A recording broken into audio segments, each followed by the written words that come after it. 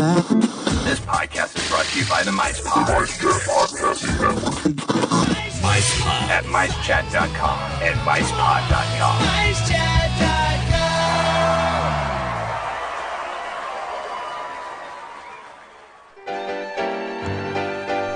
This episode of the unofficial Universal Orlando podcast is sponsored by Be Our Guest Destinations. Why not contact Heather if you're planning a trip to Universal Orlando? She is a Universal Parks and Resort Vacation Specialist and an authorised Disney vacation planner. She can also book all cruise lines. So why not give Heather a try today? You can contact her at 800 796 6240 or via email at heather@destinationsinflorida.com. This episode is also brought to you in association with touringplans.com. Want to get one step ahead of everyone else travelling to Orlando this summer? Then why not head over to touringplans.com and subscribe. Just use discount code UUOP to get 20% off your subscription. Makes sense, really.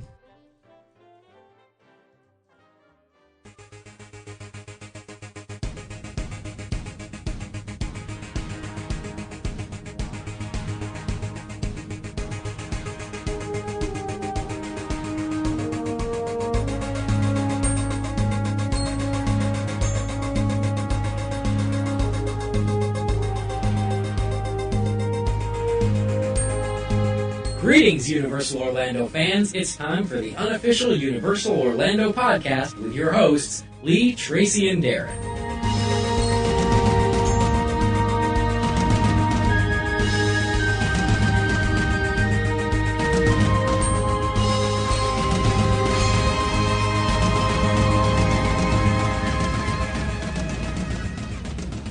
Hello, everyone, and welcome to episode 57 of the unofficial Universal Orlando podcast.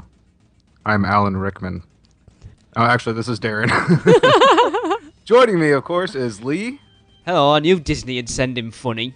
And Tracey. Hello. Have you brought a bit of Goofy home with you? Yeah, just a little bit. Well, since the show is going to be so Harry Potter-centric, I thought we might as well start off with a little Rickman. I was getting good point. I was getting very excited there. And of course, official Universal Orlando podcast is brought to you in association with Mice Chat, because I always forget to say that. Sorry. Sometimes I think I didn't say it on the last one, actually. Oh. Tut, tut, tut. Sorry, everyone. They do have that soundbite at the beginning, though, too. So This is true. you all know. We have some emails piling up here, but we're going to hold off till next show, and we're going to have a listener email show. So if you have any questions or comments about anything, email us at podcast@uuopodcast.com. But we do have some major news to discuss that we never got to talk about on the last show. And now, your news from around the Universal Orlando Resort with your UUOP news team. Hey everyone, it seems Universal have done it to us again and made a big announcement since we've recorded. So before we get on with the rest of the show, I just want to make this quick little add in here. On Thursday, Universal finally announced another thing that everyone's known for quite a while, and that's that the area over by the Simpsons is going to become Springfield. So it says the expansive new area within Universal Studios will be anchored by a mega attraction, the Simpsons ride, and will allow guests to enter the world of the Simpsons like never before. It will include a brand new outdoor attraction, places and foods pulled right from the show, and 2 new Simpsons characters who will make their debut with the new area, Krusty the Clown and Sideshow Bob. And yes, there will be Duff beer brewed exclusively for Universal Orlando. You'll be able to walk down Fast Food Boulevard and visit the places that helped Springfield stake its claim as Shelbyville by the Sea. They will be able to grab a Krusty certified meat sandwich at Krusty Burger, snatch the catch of the day at the Frying Dutchman, get a slice at Luigi's Pizza, go nuts for donuts at Lard Lad, and enjoy a taco fresho with Bumblebee Man and imbibe at Moore's Tavern. They said the new attraction, called Kang and Kodos Twirl and Hurl, will take foolish humans on an intergalactic spin designed to send them into orbit. The only thing they haven't said is when it's going to open, but it says that, woohoo, Springfield, hometown to America's favourite animated family, The Simpsons, comes to life at Universal Orlando Resort this summer. Now, I'm sure we'll talk about it more on the next show, so until then, let's get on with the rest of this one. Okay, and on with the news here. Building on the global phenomenon that is the Wizarding World of Harry Potter, Universal Orlando Resort and Warner Brothers Entertainment today announced an expansion of historic proportion with the entirely new themed environment, the Wizarding Wizarding World of Harry Potter, Diagon Alley. I'm going to say it right. Andy summed it up on our Facebook page by putting, "Oh my God, who knew about this?" Oh yeah, that's right, everyone. Yeah. Yeah, no real surprise there. But the scheduled to open in 2014, the world's first centrally themed. Oh wait, this is a media blurb. Yes. I got to put on my media mouth here. Scheduled to open in 2014, the world's first centrally themed multi-park experience expands the wizarding world of Harry Potter across both Universal Orlando theme parks, and allows the Universal's creative team to bring an unparalleled vision to this unique project. The new area will bring to life some of the experience and places found in and around London in the Harry Potter books and films, offering brand new adventures for fans and theme park guests from around the world. Okay, that's enough.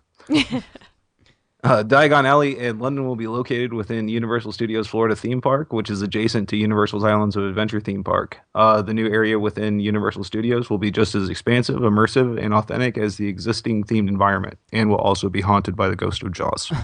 Yeah. Not having been there, It but will. is expansive a word you would use for the Wizarding World of Harry Potter?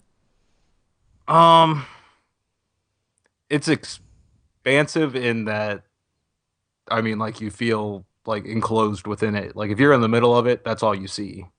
So I guess I wouldn't say expansive, really. Encompassing. Because the biggest complaint's been that it is small. Not small, Well, but There you go. Then that's what they're telling you. It's going to be just as small, but they're just using sounds psychology. yeah. Fair enough. It's just as small, but there'll be two of them now. Yeah. And now everybody can finally get on, the Forbidden Journey without too much of a wait. Because everybody will be at the other one Yeah. Maybe. Yeah. for a year. Let's see here. And just like in the books and films, guests will be able to travel between London and Hogsmeade aboard the Hogwarts Express. Work on the new area is already underway, as we've all seen several times now. Yeah.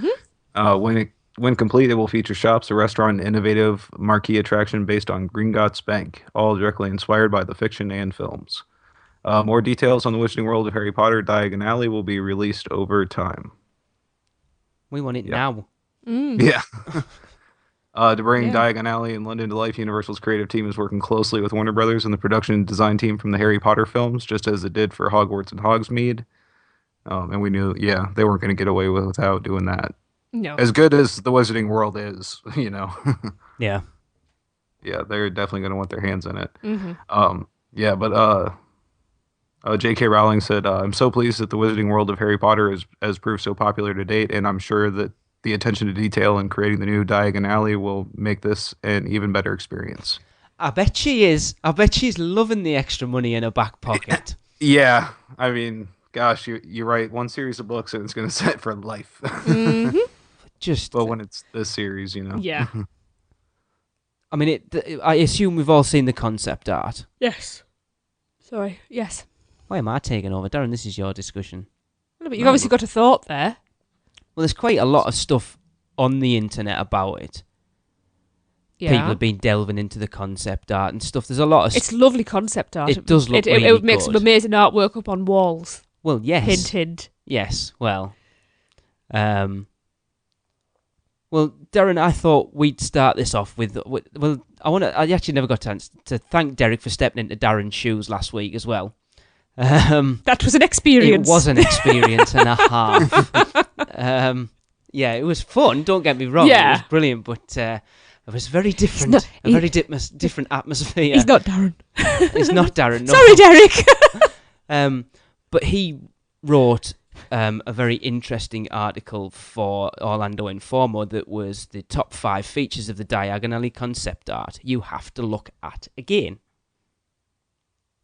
And I'll grab the first one then. So the first feature that he pulled out was the London waterfront, and he said that the outside of Diagon Alley will have buildings hiding the Wizarding World behind it with representations of King's Cross Station, Leicester Square Station, the entrance to the Leaky Cauldron, Wyndham's Theatre, which I've never heard of, and Grimmauld Place.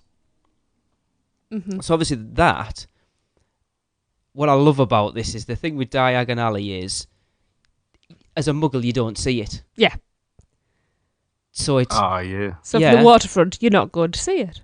from the rest of the park. It depends how. Well, no, I assume that it'll be very much the Disney way of thinking that you can't see outside of the parks from inside of the park.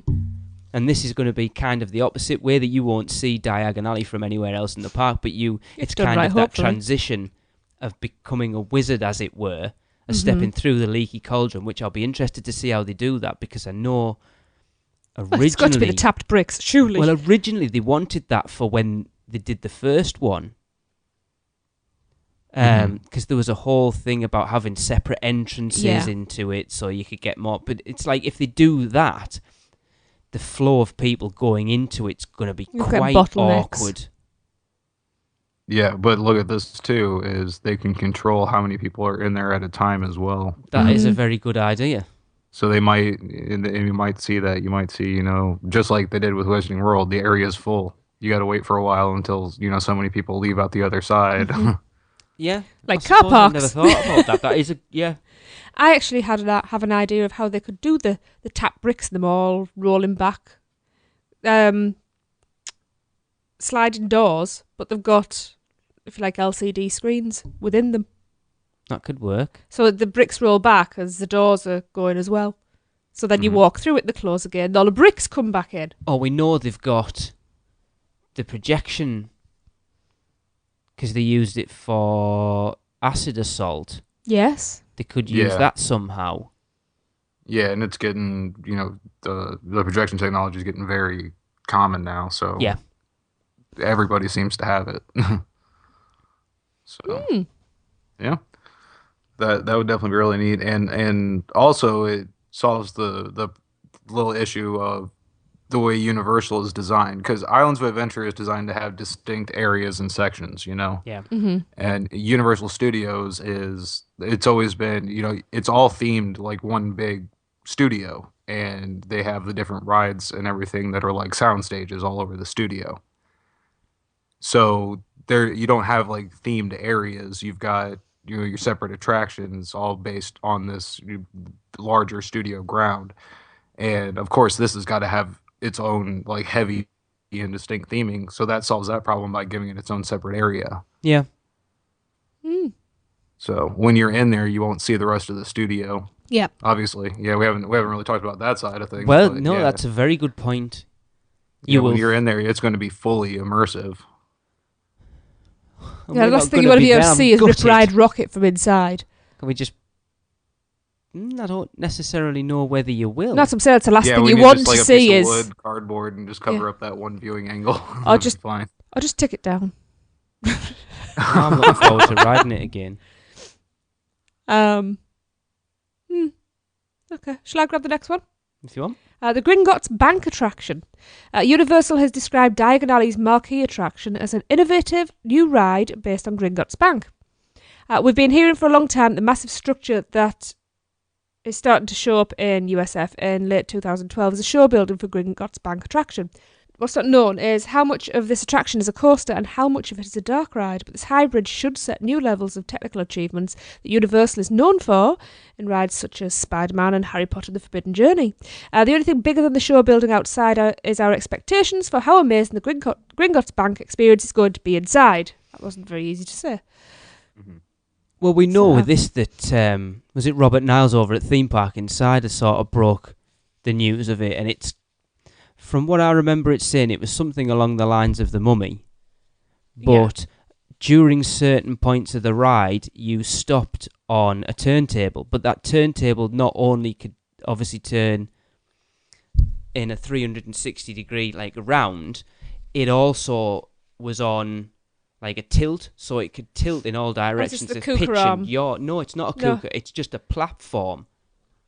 I'm trying to explain to Tracy by using my hand. Obviously, everyone listening can't see this, but it can tilt. Yeah, you don't have to use your hand. I do actually understand this technology. Yaw, so yes, I don't then pitch and yaw. It's good grief. Still, nothing's been said about it, but there are rumours that it's going to be some sort of 3D projection. So you will stop at a certain point. Yeah. A projection will kick in, and obviously your ride vehicle or whatever will move to and then you'll move on to another scene for your next experience. But they're talking about it being another game changer.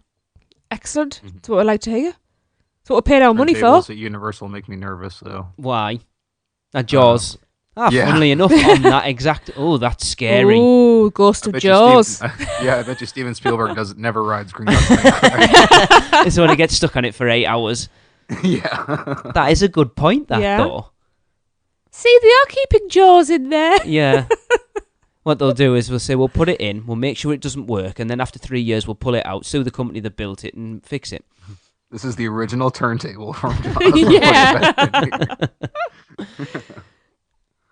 Yeah. No, but I'm sure they've improved on the technology quite a bit since then. I would like to think Yeah. so. In Only been 30 years? Yeah. God, great. 20, is it 23 Yeah. years? Jesus. So Phew. yes, Wow. but I'm excited about that. Mm. But Yeah, definitely. And also interesting is another park is actually building a mine cart roller coaster as well. that's not far off finish from photos I've seen. Yeah. It's got to be a very different experience Yeah. to this one, though. Certainly. Yeah. But I was listening to a podcast the other day, and they were talking about this, and I know everyone complained that they only really put one new ride in the original Wizarding World, but you still had Flight of the Hippogriff and Dragon Challenge. There's only... Alright, you can kind of count the Hogwarts Express, but there's only one real ride in this area. Yeah. Mm-hmm. I don't know whether it needs to be good. I think it will be, and from what we've heard about the Hogwarts Express, we'll get onto it at some point. You could class that as an attraction, I suppose, but... Yeah. And... I think it's because it's supposed to be an experience, isn't it? Ooh, it's a little scary what it's bumped up next to, though, on either side. So we got Men in Black on one side, right? Mm-hmm. And then on the other side, you got Disaster. Those could easily become Harry Potter attractions. I don't know how you can make Disaster. Just like add wizards fighting in the middle of Disaster. Oh, it could be the final battle. Chamber of Secrets. Yeah. But Although it'll still have the tanker truck that explodes. Yeah. Because Chamber of why Secrets not? wouldn't work, though. Because the And Chamber of Christopher Secrets... Walken will still be in there somewhere. Yeah. Chamber of Secrets is in Hogwarts, not in Diagon Alley, so... Yeah. Oh, that's true. Mm. Okay. I don't know. Yeah, that is interesting though that they had a couple of other things to retheme on the Islands of Adventure side, and they don't really have anything on this side to do that with. Mm. But the way it sounds is they're doing it enclosed anyways, so Yeah. Sounds like they've designated that area and it's pretty set. And who knows, we might hear about more attractions coming in as well. Well, this is I it. mean, Yeah. we've just seen a piece of concept art. Yeah, They can only do so much at once. absolutely. Mm-hmm. There's So- another year or so before it opens, so who knows what Yeah, will and then you change. have a little bit more room back there than what was just the Jaws attraction. So, Yeah. because Yeah. I've heard some people, concerned about how small that area was. I mean, it was pretty big, actually. It really was. I don't think people realise how I big was Jaws surprised. actually was. Yeah, I was surprised. Yeah. But even more is they've got a little bit more space around that, too. So. Yeah. Because they took over the employee parking lot, didn't they? Mm-hmm. Mm. Yeah. Yeah, so Cool. definitely. Okay, I've got the next one here. The Gringotts Bank Dragon. Perched high upon the entrance to Gringotts Bank, we discover a beautiful fire-breathing dragon. Like most theme park concept art and even park maps, we're surely seeing a little liberty taken with artistic license. Nonetheless, it's been confirmed that the dragon feature is real and will likely be an elaborate audio animatronic setup atop Gringotts Dome, drawing guests toward Diagon Alley's e-ticket attraction. So, unlike the dragon in Forbidden Journey, whose fire is a combination of smoke and light, the dragon in Diagon Alley will have to breathe real fire for the effect to be pulled off. Can't wait to see how Universal does this. I can't wait to see that. I That hope it excites doesn't have me a so charred much. mouth after the first year. Yeah. It's going to be very interesting because it seems for all... I mean, there's another article we're going to talk about later from the Orlando Sentinel that asked this question, but it seems for all intents and purposes that it is actually going to breathe actual That's what fire. she said there. Yeah, but that's just Derek Yeah. saying that. Um, No offence, Derek. in the books, were we ever told what the dragon was that guarded? Because if so, it needs to be true to type. No, I don't wasn't think a- it is it? It's 'cause just it wasn't a a generic horntail, one. it No, I wasn't don't a think Chinese it's ever said what it is. I fireball. will have to pull the book out at some point and have a look at that. Mm. It I was love just your dragon. standard garden Common or garden Variety dragon. Yep. I love dragons. But imagine Quite if it is excited by that. they're saying audio animatronic breathing fire dragon on top of that. It's just going to be. As long as it's not another Yeti. I think Universal will make sure that they don't do a Disney on that one. They pull that off. That is going to be stunning. But I think you're all Disney on it. What do you mean? Well, the Yeti doesn't work and hasn't worked at the Expedition Everest for about 6 years, has it? Yeah, we don't want a disco dragon. I don't know that. But I think you're going to see it a little bit because from what I've heard, there's going to be a not full size, but an audio animatronic Optimus Prime above the entrance to the Transformers ride. Oh, cool. Apparently, I don't know whether it's true or not, but that's been I think we were discussing it on the Mice Chat forums a couple of weeks back. That apparently, I can't remember where I heard it from now,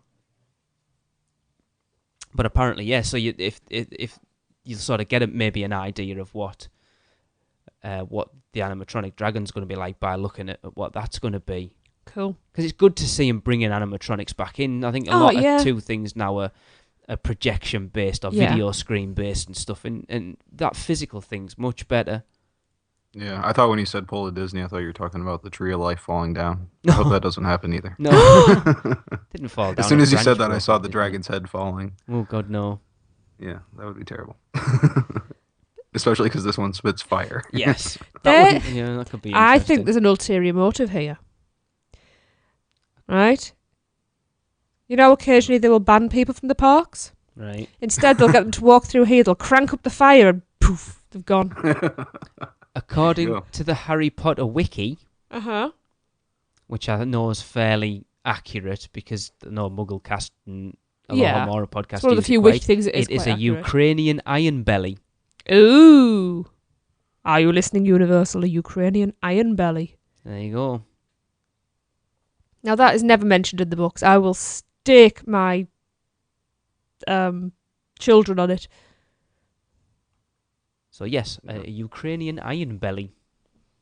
It's a dragon, whatever. But, yeah, that would be awesome. Mm-hmm. Now, I like this next idea as well. Me too. Mm-hmm. And Derek also noticed that the night bus was parked out the front. So, kind of like a little homage to Bruce the Shark out in the Jaws area. Back in 2000, he said, back in 2010, Universal brought the night bus over from England and used it for photo ops the week leading up to the Wizarding World of Harry Potter grand opening, which I did not know.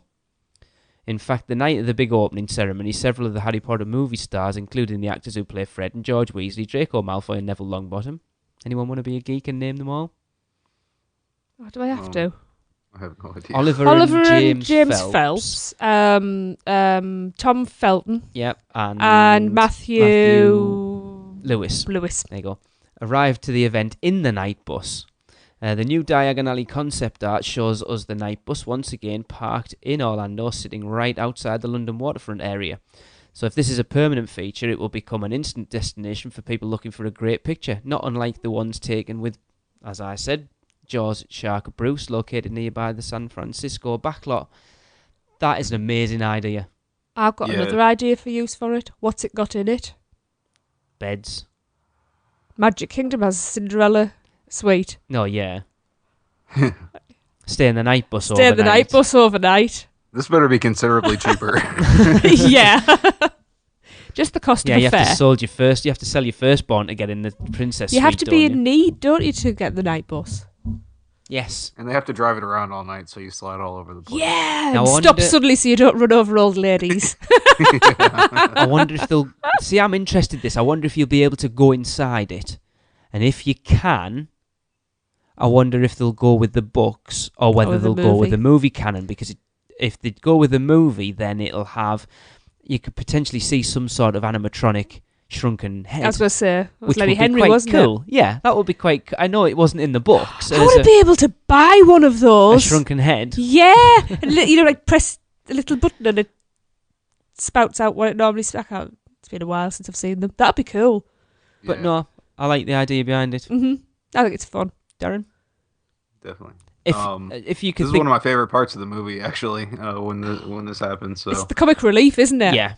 Yeah, definitely. And just, the fast pace of it and everything's just awesome. But yeah, it's really ingrained the bus into my mind from the movie. It's one of the key icons in for my viewing of it. So it's going to be awesome having it there for sure. But I think this goes to what you said, Darren, about them staggering the people going through and sort of managing guest flow through into Diagon Alley. This is going to give people something to do. It's a distraction, isn't it? While they're waiting, which is why I hope it is something that you can go inside. Yeah. Yeah. They've got to have a stanchion pike. Just have it like a walkthrough, so you can just walk in one side and walk out the other side and, have some... It would be cool, yeah, like cool place to feature some memorabilia from the show, from the movie and that kind of thing. But then as Tracy's just said there, to have the conductor, a stanchion pike, or a driver like they've got with the Hogwarts Express driver in Is it Ernie? Arms of Adventure. The driver. Yeah. You'd probably like Stan to have somebody it's to good to have that with face as well. character. Yeah. Oh yeah. And we have no shortage of people that can play him here in Florida. I think most of the drivers in Florida look like him. You could also have random other witches and wizards on there, just muttering away to themselves. See, I would like to see more. I'd of love that with just that like bit of street theatre type thing going on. Like I to love see that. More of that stuff. But where you can Universal. Where you can interact it's a as well. double-decker. I want a picture on top of it. It's a triple decker. Oh, triple decker. Yeah. Darren. Sorry. We'll be talking replacement. I'm not a Harry Potter geek at all. No. Our dog's not named after Hagrid. No. So next we have the Hogwarts Express travelling. Is it the last one? Travelling between Diagon Alley and Hogsmeade. Well, this is kind of definitely no big surprise. Unfortunately, it's not going to look like it does in the concept art with Hogwarts in the background, all tree-lined and stuff. No. So yes, anyway, it's been talked about for a while and we've seen pictures of the Hogwarts Express track already in place. But this concept art shows us the iconic train making its pilgrimage from London to Hogwarts. Hogwarts. Add extra letters in there. For the first time in the history of theme parks, there will be lands in two separate parks connected by an attraction. It's one thing to be able to ride the monorail from Epcot to the Transportation Ticket Centre and then another quick monorail to the Magic Kingdom, but here's an actual train that will take guests from Diagon Alley in Universal Studios Florida to Hogsmeade Village at Islands of Adventure. And we kind of know how they're going to hide all the backstage stuff. Because it's not really going to be windows, is it? We don't really know anything yet. Nothing's been mentioned. Well, it was... See, there's a couple of things gone through my head. It's going to either be windows that are screens. Yeah. And the train's going to physically move.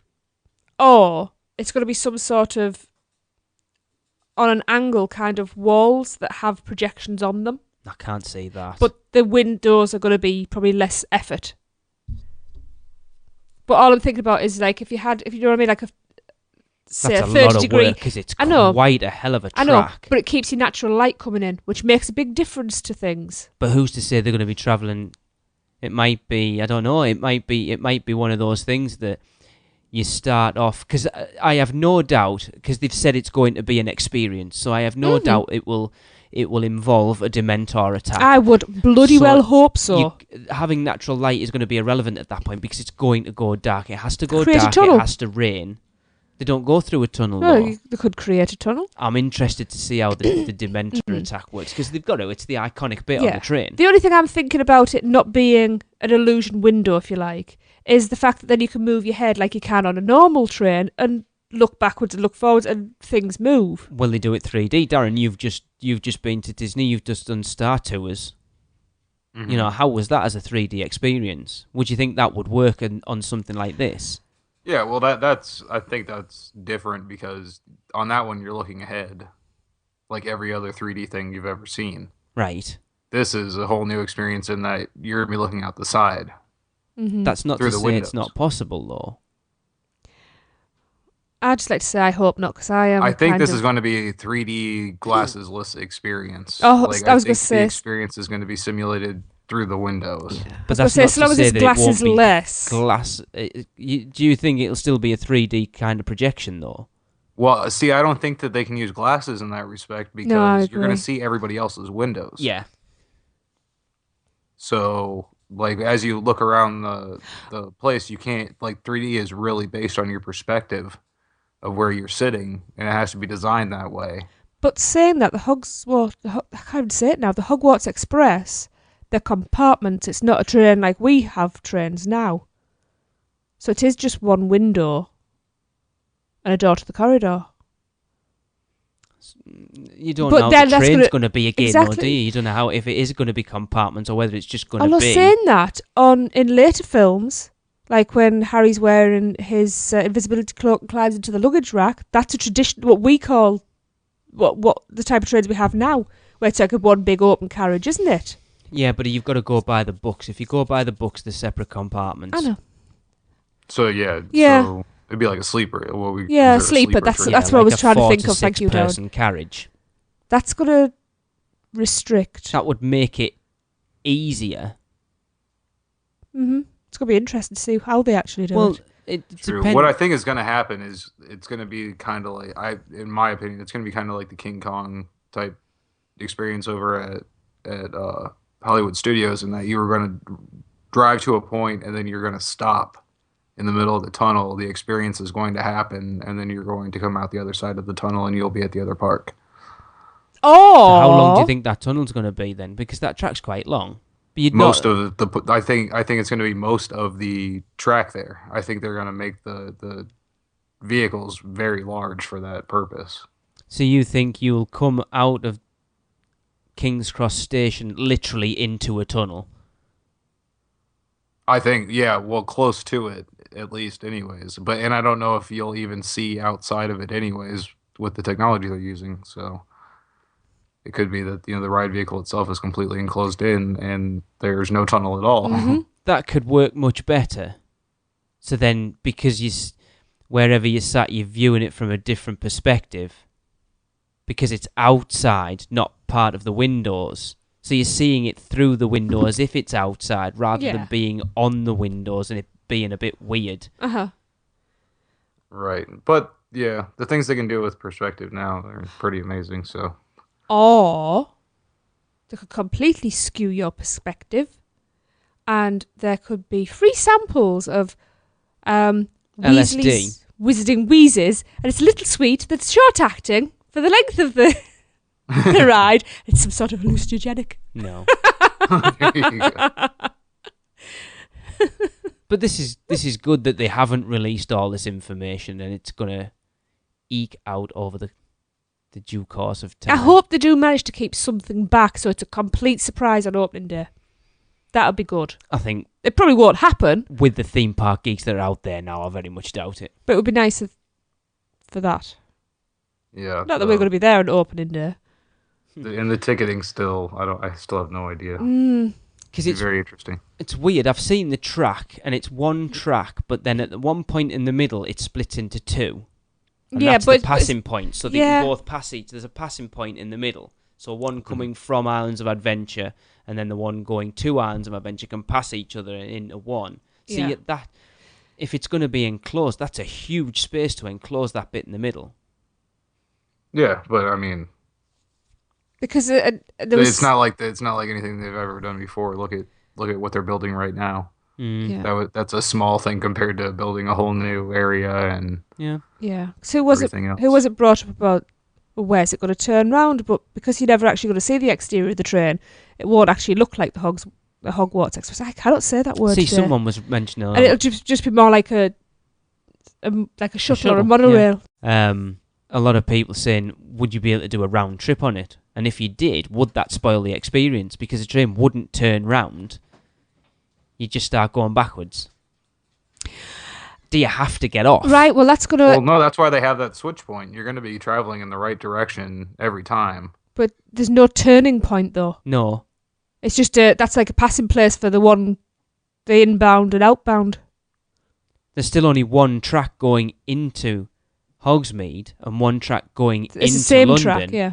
But in the middle, it goes into like a roundabout type thing. This track splits into two, but still only goes into one it's in like and the one lips, out. isn't it? Rather so they can pass each other at that point.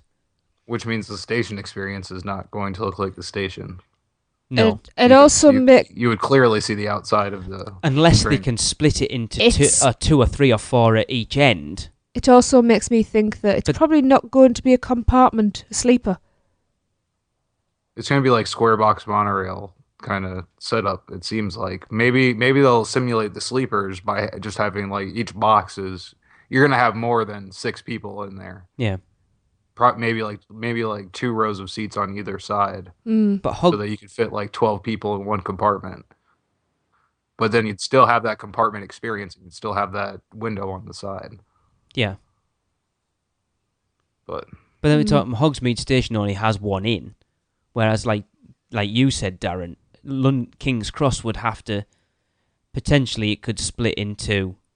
How many platforms are there at King's Cross? Well, 1 9 3/4. Well, yes. That's all you need. I wonder Yeah. if they'll have some sort of platform 9 3/4 experience then, where you have to pass through the barrier or something. I wonder if they'll do anything with that. I'm thinking like maybe like a like the Haunted Mansion type thing, where you go into a room, you get a little bit of a pre-show. Oh, like a strip there. Yeah. That'd be cool. The exit to that room is the wall. 9 3/4 Yeah. post there. That could be cool. And you have to run through it as hard as you can, and then the first one to try gets slammed into the wall. Yeah. Yay! Just smash your head off the wall. Yeah. That'd be funny if only random people were not allowed in. Yeah. You're a muggle. How dare you try and get into 9 3/4? So stealing Darren's hosting duties a little bit again. What, you? Never.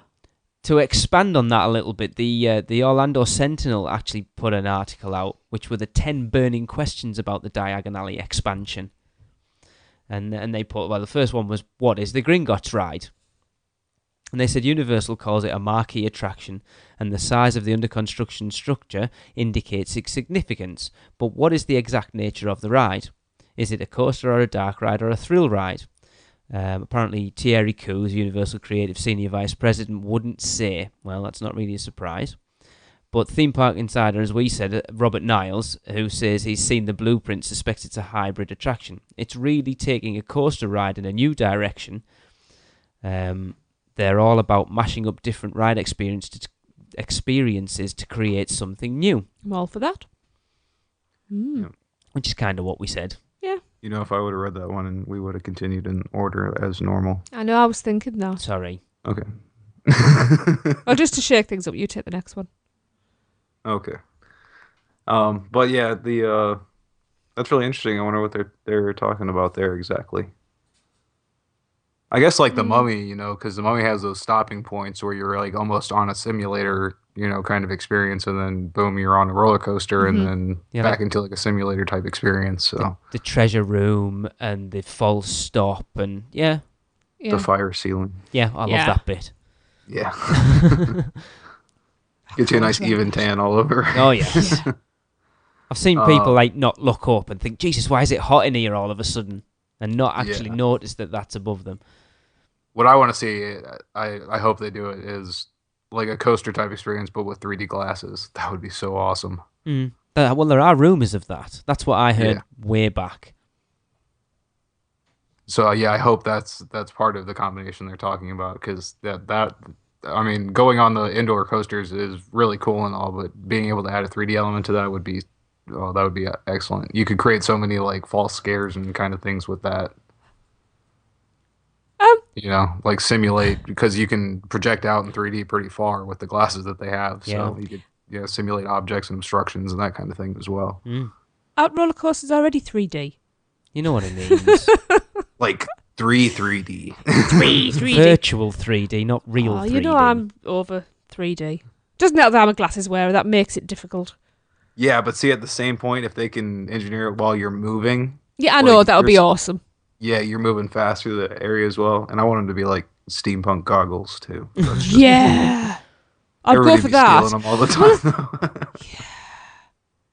Yeah. No, they would have to be Harry Potter glasses, wouldn't they? Could they be Luna's? No, she's a freak. You leave Luna alone. I'm going to have radish earrings for that place. Anyway. No. Well, Ollivander's wand shop be in its rightful place in Diagon Alley. Potterheads were initially alarmed by the presence of Ollivanders in the original Wizarding World, which is set in Hogsmeade, Islands of Adventure. that didn't align with Rowling's fiction. We're going to be pretty authentic to the stories, to the fiction. We've already said the Hogsmeade Ollivanders was an annex, so we're sticking to that story, Koo says. Yeah, well, they're not gonna miss a chance to stick another one in there, are they? Yeah, and from what I hear, rumors-wise, that it might be a multi-room experience. I think they might have learned from the last one. I've heard. I can't wait to get into September so we can actually talk about this in the past tense, because we have actually bloody been there. But it's quite often where the line for Ollivanders is bigger than the Forbidden Journey, which is weird. Yeah, but how many people does the Ollivanders room Darren, have you ever done house? it? Yeah. How many people do they generally get in there at one time? They try to pack as many as they can. It's like maybe like 35, 40 people when I went. Right. And how long does maybe that last? even more. It's kind of hard to tell when you're filing into the room like that. But there was a considerable amount of people in there, but still not enough for the line outside. Yeah. And how long does that last, Darren? The actual show? Yeah. Like 6 minutes tops, maybe. Really? Yeah, it's really short. I mean, he just does the little... He talks about the wands a little bit and then picks the kid and does the selection thing, and there you go. I'll be interested to see whether they take... If everyone's been complaining that the one in Hogsmeade shouldn't be there, if they'll take it out. No, it's an annex, you said. No, it's an annex. Yeah, no, that was their excuse originally. They said, we're sticking to that story. Doesn't mean they're going to leave it there. They will. They shouldn't do. They will. They want people to buy wands over there, too. Of course they do. They'll stick to that story, as Koo said. Yep. Anyway, before we have a bust up, shall I move? Yeah. And I was thinking, actually, when I was at the other park yesterday, a friend of our show, our announcer, got the Detect Me thing done with the stormtroopers. Yep. And the customization thing got people really interested, and they even had like little droids you could assemble as well as part of it. That got me thinking about custom wands. Like, I know you can get your birth month wand and everything there, but if they could do something where like you could select the components of your wand and have it made, and come back later and pick it up or something like that. That'd be cool. Well, I don't see why they couldn't when you consider that Detect Me, the carbon freeze me, and the stormtrooper thing. They reckon delivery time for that 7 to 8 weeks. So if people that's 7 to 8 weeks, and I mean they could do that. They could have like where they deliver it to you later on, or they could have just like snap together components that they could seal easily, and have it done in a couple of hours. Because you're not talking about putting like someone's face on the wand. Yeah. If they're just selecting custom pieces to build out the wand, then they could do that in theory. Yeah. The only thing is, I have heard that there is a shortage of dragon heartstring, so it could be something like that, And unicorn hair is very, very hard to find. Yeah, these days, definitely. Yeah, even... What? Don't pull faces at me just because you've got no sense of humour. Right. I shall move on then. So what form will the Hogwarts Express take between Islands of Adventure and Universal Studios? Truly a train or a virtual train? We know work has started backstage between the two theme parks, but we expect more than a shuttle. Things will happen, Koo says cryptically. That's it. Oh, give me some kind of answer is that bloody information. That's of course nothing, things will happen. That's what progress bloody well is. Damn it. Not giving us anything, other. Yeah. Mm-hmm. I think it's that. Yeah, the way you just said it, there's no turnaround, so it's got to be just like a shuttle type vehicle. I think we've said as much as we can on that subject at the moment, to be honest, with the information that we've got. It's all conjecture. Completely. Yeah. So then, this is one we've talked about for ages since we knew this was coming in, and it's, will you need a 2-part pass to experience both halves of the Wizarding World? And what they've said is Universal says they're still working on the logistics and that more details will be revealed later. Well, thanks for that. The price, of course, is to be determined, and I'm not going to read that next bit because currently a one-day, one-part pass isn't $89 anymore. It's $92, but there you go. Yikes. It's who knows? They've got to put something. They've got to be very, very careful over how they work the ticketing system, because otherwise they're going to piss a lot of people off. They're going to price a lot of people out as well. Not so much pricing people off. if people don't know, they're going to have to advertise it and market it very savvily. They are. Yeah, and there's people like me that I do one park a day. I don't go back and forth because I like to maximize my time in the park, and I don't like to spend time going from park to park. Yep. Which is the exact now that I've opposite been of to us. the other place, it's much less of a traveling distance between these two. That's what I was going to say. He doesn't travel from park to park yet. Darren, you started off where yesterday? Yeah. And when- well, I started off in the Magic Kingdom parking lot, and then I took a bus to Hollywood Studios, and then I took from Hollywood Studios, I went along all of the resorts on the monorail, and then I had to switch off and get on another monorail and go to the Magic Kingdom. And then I had to get back on a monorail and get back to the ticketing and parking center and get back to and take a tram to my car. It's a lot easier to walk from Universal to Islands of Adventure. Just a little It bit. takes, 5 minutes? If that. Yeah. It's certainly going to be interesting. Yeah. Yeah, but I mean that's what I do, and it's cheaper for me. I save money doing that because since I don't hop park to park. Yeah. But I would still love to be able to do the train experience. Yeah. You see, you'll find from people coming from the UK, we'll buy the Well, we get flex great deals, ticket don't or we? the 2-park bonus Yeah. ticket, which is a 14-day hopper ticket, so it's not something we ever need to consider Right. if you're going for more than 3 days, really, which we generally do. So it's not something we would ever have to take into consideration. No. Is do I need that park And that's why we hopper? can hop between the parks because we Because do we have can. time in our hands. Yeah. You know. I see. They bump the ticket price up just a little bit more, make it like 100 even, 110 even maybe, and then just give you 2-park access. Yeah. Just with the one general ticket. In my opinion, that would be the best way to go, and it's not like they're going to lose a whole lot of money doing that. It's admission, so all the money they make on that aspect is profit. They're going to make it up in merchandise, let's be honest. Oh, I was listening to the Dibcast again the other day, and they were talking about this, and a lot of the marketing bump that Universal have put out have been referring to it as Universal Resort. Right. Now, Darren, I think you mentioned this before. You heard rumours that they may actually just become one park, a Universal Resort, rather than Islands of Adventure and Universal Studios as separate entities. Oh, that would make me sad. Right. But then it solves Yeah. your ticket issue. You just It charge a does. bump up price and because it's one park now, it's not two. You're not paying separate entry for each park. It's one park. That's your admission price. My sad lips Yeah. come out now. It would feel very weird because Islands of Adventure is a very different park to Universal. It is. Certainly, but then at the same time, you get I'm getting 2 parks for the price of one feeling, even though Yeah. you got a hopper, but I think it makes sense. But I was thinking about it more, and I don't think that they'll have an additional walkway. I think it'll just be the Hogwarts Express, or you walk through City Walk. Yeah. Right. I Because think they don't I want to think it lose that should. foot traffic. Yeah. I think they should leave it that way. Yeah. Because that then makes sense. then for those people who really do like the 2 parks, it keeps that feel of them. Even though it's one park, it keeps the feel of it being 2 I do. parks. I would rather it would be still all right. They'll be joined, but I would rather got to it find be a way two of separate pleasing parks. the majority. Because I think a lot of people at that point, you'd find the entrance to Islands of Adventure desolate. I don't think people would go. I think they go into Universal, do Universal, get the Hogwarts Express, and a lot of people wouldn't go through Port of Entry. I think Port of Entry would just become a ghost town because people just wouldn't feel the need to go there anymore. True. Because people who want the proper Harry Potter experience, Like and the if 2 that's the case, then entrances. you have to go Yeah.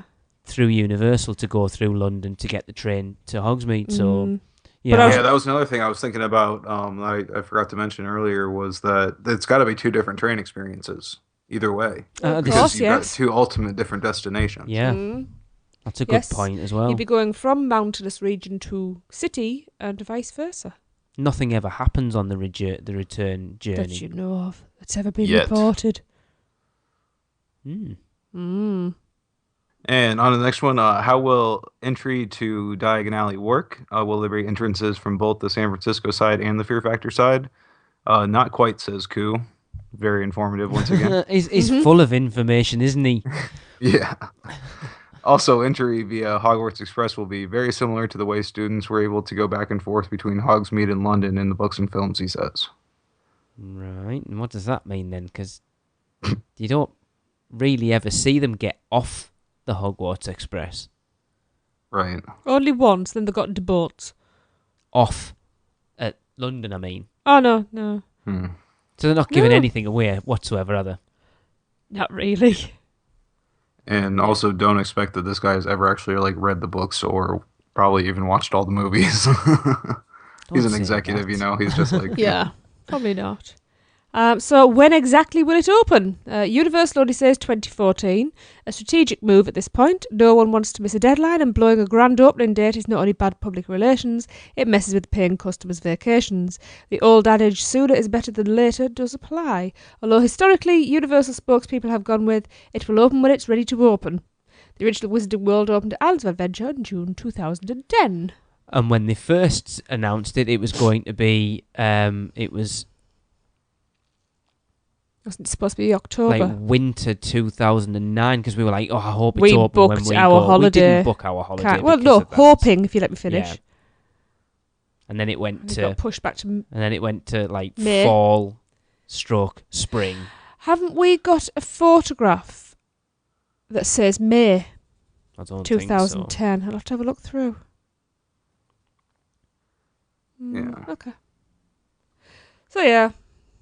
It'll open when it opens. I think they're going to want to It's get kind a of date stated on the it obvious. as soon as possible, because people will be wanting to book their holidays. They'll because want of it open for the summer season next year, really. But then again, you don't want it to be rushed. You don't want corners to be cut just to get that summer crowd. If it needs to be autumn, it needs to be autumn. How long have they been working on it now? When did Jaws close? January last year. Mm-hmm. So they've been working on it, 18 months now? Right. But you see how fast they can throw stuff up there. Well, But I'm sure that it's been engineering for the most part after seeing the land cleared and seeing exactly what they've got to work with. that's got to be the difficult bit, is clearing the land, getting all the foundations and the groundwork done. And again, from what I've seen, most of the steel structure for all the buildings is just about up. Yeah, so and I think that exactly what you said, the foundation and leveling the land and everything, that was what took the longest amount of time. And building up for Universal is not an issue. When We're talking about, a company whose original business was building the sets, so. Yeah. Yeah. They know how to set something up. Definitely. I mean, they did a lot of work behind the scenes to put the Hogwarts Express in. They started clearing that last year. I think we talked about it on the show, because the original team member buildings were over there as well, because that's why they knocked down the old Hard Rock Hotel to put the team member buildings over there, like offices and stuff as well, and shift a car park or something like that. So they've had to do a lot of infrastructure work before they even started building anything there. So I think you'll probably see over the next 6 months a hell of a lot of work going. So anyone wanting to know when it's open? No one knows. Next year. When it's open. Whenever it opens, will there be another big blowout? Will stars such as Daniel Radcliffe return? Will J.K. Rowling make another stealthy visit to Orlando? Okay, too soon to say. Too soon? You're in the wrong park. But it's fun to think about. Well, I think the Phelps twins would. Yes, they'll be there. Well, they're going to have... Yes, they will all be there. Weasley's Wizarding Wheezes. They're going to want to be in costume in there. See, that's surely. in the concept art. And That's something I saw, Plus, those two are huge fans of the park anyway. They're there quite often. Yeah.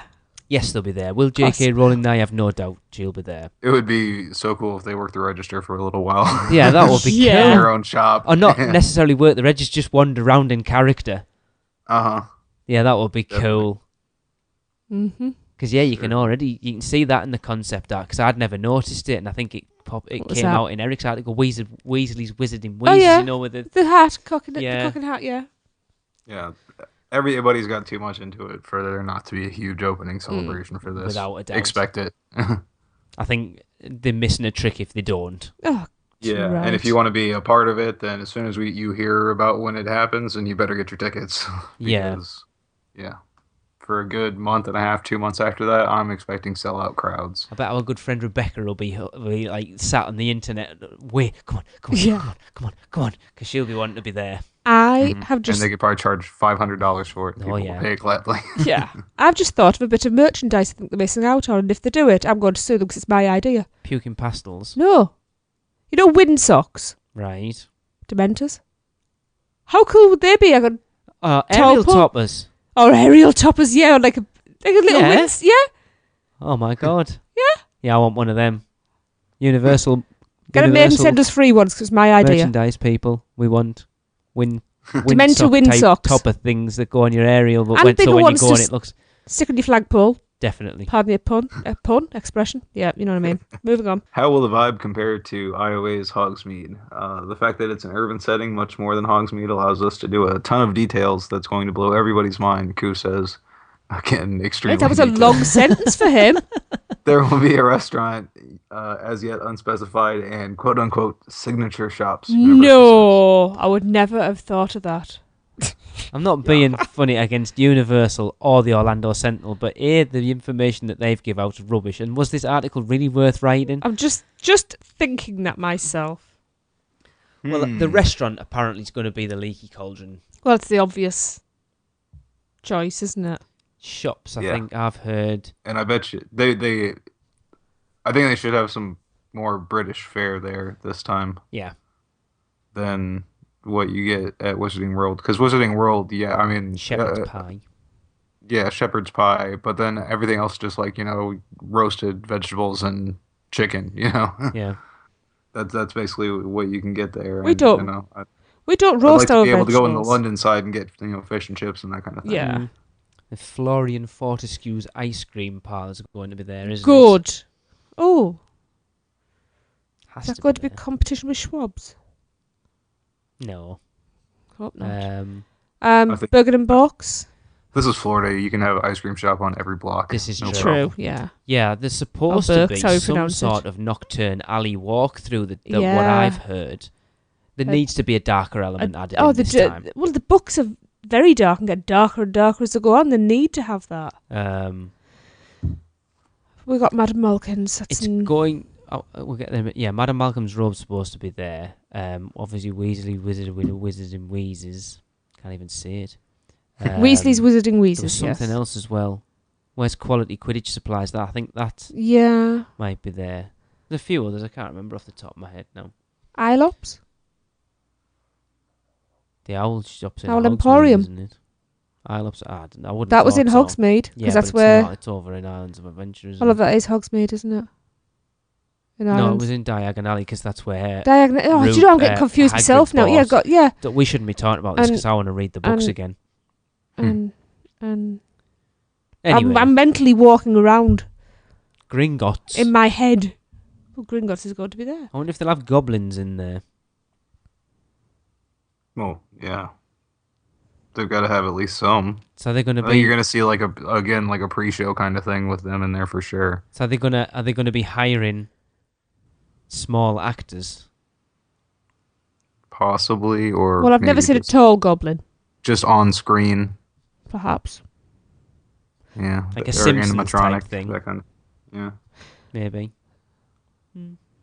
or a combination of the both. Like the one that actually talks to you be on screen, and then have animatronic ones behind all the bank counters as Yeah. you're going through. That would be pretty neat. Definitely. When are they going to put Yeah. a Ministry of Magic in? Is that going to be expansion 3? It's I in want to go down a Diagon Alley, toilet. but it's not. It's in London, isn't it? It's not Yeah, in so Diagon no, that's what Alley. I'm saying. Would that be expansion 3? I think people. Oh, see, that's a little secret thing that they haven't told anybody about, but when it opens, I do recommend standing in one of the toilets. Just give it a shot, see what happens. Yeah. The worst thing that'll possibly happen is you'll have wet feet for a little while. And What you need some to- kind of disease. What you need to do is go in and try and convince somebody else that that's how you get in. You know we could. Yeah. You know we could with Jade. Let's do it If with they a have few toilets people. with a pull chain on them, that'd be enough for me to give it a shot. Just check the balls clean first. Yeah. So the penultimate question they asked was, will there be an homage to the old Jaws ride where Diagon Alley is being Stealing built? my But we've already question said now. it, haven't we? The Thank you. turntable. You're stealing my question now. Have I? Yeah? Oh, go on. God, Yes. no, it's all right. You've asked it. I'll just take the next one. I'm just Bloody desperate to hell. talk, I think. Sorry. Go on. Just carry on. I'll take the No, you're next alright. one. Go No. on. No, I don't want this I know one. I'm in a mood now. I don't want to talk Ah. about this one. No. So, the 9th one was, will there be an homage to the old Jaws ride where Should have been Diagon my Alley is question as being well. built? That doesn't feel like something that would get J.K. Rowling's approval, but currently the strung-up shark stroke photo opportunity still stands on the dock in the San Francisco area. If you stand just right, you can get the construction in the background. Well, that's not really the same then, is it? No, not really. No. No, and from what we know, all you see is a London facade there. It'll have nothing to do necessarily with Harry Potter from the outside. Mm. That's the whole point, right? Yeah, well, no, because then Grimmauld Place, see, to me, it's not supposed to have anything to do with Harry Potter, yet you're going to have Grimmauld Place. Which I know is not specifically, but it I have kind trouble of with is. Grimmauld Place being in that position because You it's don't not know just like where in a suburb Grimmauld of Place is. London. What if the outside angle of it just looks like a normal building, but when you get inside, it looks like Grimmauld Place? Okay. Ooh. That even adds to the magical element that it looks this way from the outside, but then when you get on the inside, it's totally different. Mm. But yeah, I don't expect them to have any sort of homage to Oh, Jaws. no. J.K. Rowling's very protective of her property and wouldn't want something like that in there, which is a shame. Well, no, But not any time a ride shuts down for a short period of time, you'll know it was Jaws' ghost. Yeah. You know how much I love Jaws. And if I found any trace of Jaws within the Wisdom World, I would be unhappy. Yeah. Being such a big fan of Harry Potter. You want it to be. It's gotta be Harry pure. Potter. Yeah. Yeah. So. Yeah. Mm-hmm. All the wires keep getting ripped to shreds. We don't know what's happening. All the time. We keep hearing from Gordon and Amity 6. Yeah. I don't know who he is, though. Oh, that'd be great. They don't have Tefalones, do they? Tefalones, no. No. Yeah, so what's up with that dragon in the rendering? We've kind of already done this. Will that be perched above the attraction in real life? Will it breathe fire? Theme park inside and Niles has a source that says yes. But yes, that it will breathe fire. Yes, we know, we've already discussed this. We were there, you know. Yeah, but as I said, that was Derek saying that. This is someone with a bit more credibility. Well, he I only love said winding him up. yes. No, he said he had a source that said yes. Yeah, No, but I've it's the no word doubt. yes. Are you sure that was a question they asked? Not would you like a cup of tea? Yes. No. Yeah. So Yeah. that does it for that article. Yeah. Didn't Yeah. really get a lot of information out of it, but it gives us a chance to talk about it a bit more. Yes. And so laugh at yes, the key features of that article were not quite. Maybe. Sooner is better than later. It'll open when it does. Yeah. And yes. Things will happen. Yeah. There will be details that will blow everybody's mind. Mm-hmm. So there you go. We discussed, I think it was before we started recording, it's been a while going on now, that how they made such a big deal over the Transformers opening. Yeah, you get, oh, by the way, we're opening Diagon Alley in a press release. And it's so much huger. Is that a word? Yeah. Now, I think it was Behind the Thrills posted on Facebook and said, is the reason that they didn't make a big deal out of it that they just needed to get it out there because some of the elements, and this is why we haven't heard anything really about what's going into Universal Hollywood's Wizarding World, because some of the elephants? Elephants? They're going to have elephants! The elephants have a... Whoa! Some of the elements that are going to be going into Universal Hollywood's Wizarding World are going to be parts of the Diagon Alley expansion, and they didn't want to break the news as part of the Hollywood expansion before they broke the Orlando expansion. Mm-hmm. Mm-hmm. Well, that, and they're going to have to start skinning those buildings at some point. Yeah. By skinning, I mean putting up the facades on the buildings. They're going to have to do it, and people are going to see that it looks like London on the outside, you know? Yeah. So I think, yeah, a combination of both of those makes a lot of sense. Mm. And yeah, why wouldn't they put some elements from both of them over at Universal Hollywood when they have Absolutely. the opportunity to do it now? Yeah. So, Mm-hmm. yeah, all that makes perfect sense there. Cool. Yeah, if you want to see a lot more information along with some aerial shots of the construction, you can check out our friend Eric's article on Mice Chat. The if you haven't already, that thing's pretty huge. I think everybody in the world's seen it so far. I'll stick the URL in the show notes attached to this. But there's quite a discussion going on there about it as well. It's quite interesting. Yeah, There's about 47 comments on it, I think, so far. Cool. Yeah, so definitely head over there, check that out, and put your input in on there. Definitely. Okay, and then now we're going to go over to Lee and Tracey, who had the pleasure of sitting down with Tim Jones, one of the project engineers who worked on parts of Islands of Adventure. So go ahead and take it away. Well, first of all, Tim, thanks for coming on the show and talking to us. Well, thanks for having me. It's a pleasure. I have a feeling that it might be all our pleasure, but we'll see.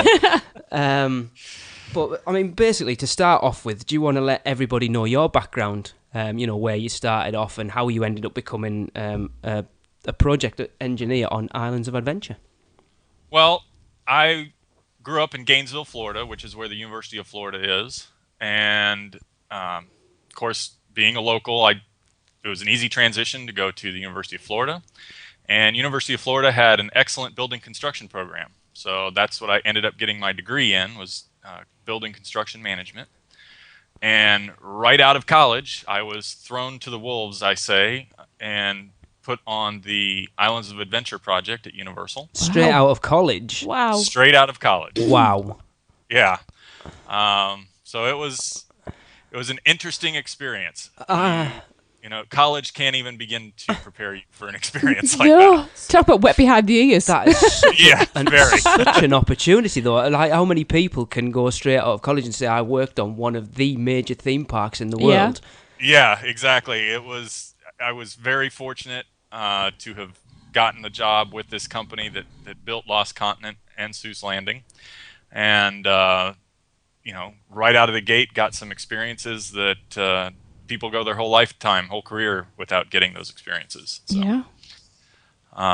And since then, I've moved out of construction and into travel sales, but still take a lot of those lessons with me and use them in my current business. Definitely. I mean, it'll help a lot for trip planning and stuff. You know all the little secrets. Yep. Theoretically, yeah. I mean, I'm sure it's changed. Islands of Adventure hasn't changed that much, actually. I suppose the Lost Continent has. Certain things that you notice when you were there at the beginning. So, yeah, I mean, as we spoke before we started recording, Tim, one of the things that we like to bring on the show is very much bringing that history of the parks to the fore. And obviously, with the Lost Continent, there's a lot that isn't there because a certain English wizard took over. Tut. And I'm kind of torn because I am a huge Harry Potter fan, but as we said Just before, Tracey and I, we're huge fans of the Lost Continent. I mean, even the kids really enjoyed it when we went last time. It's got such a nice feel, and it's a shame that it's such an overlooked part of the park. I think even more so now, because people are just blasting through it to get into the Wizarding World. Yeah. And part of that, it's interesting, part of that is something they struggled with even when we were building it, is finding a congruent theme for Lost Continent. I mean, you go from Poseidon's Fury to Dueling Dragons and what used to be Enchanted Oak and Sinbad stories.